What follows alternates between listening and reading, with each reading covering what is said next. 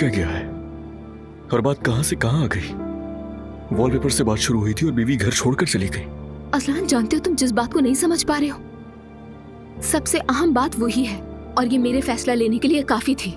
मेरा ऐसी सोच वाले घर में गुजारा नहीं हो सकता, मैं रह ही नहीं सकती। मैं तुमसे मोहब्बत करती हूँ, बहुत ज्यादा, लेकिन तुम्हारा भी अपनी फैमिली ही की तरह सोचना बहुत तकलीफ देता है मुझे।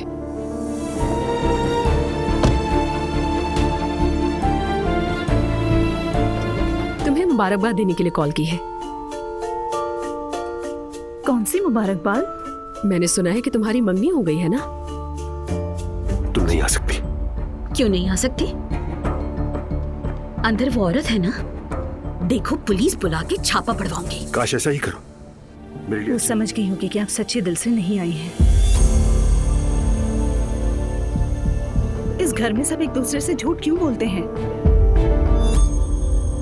आपको तो सिर्फ ये फिक्र है कि आपके घर का निजाम ना खराब हो जाए। खाने की मेज पर एक शख्स कम हो तो आपको सांप सूंघ जाता है। और तुम मियां बीवी में जो प्रॉब्लम है उसे फौरन हल करो। समझिए बाबा। पता नहीं इस घर के लोगों को क्या हो गया है। तौबा अस्तगफिरुल्लाह।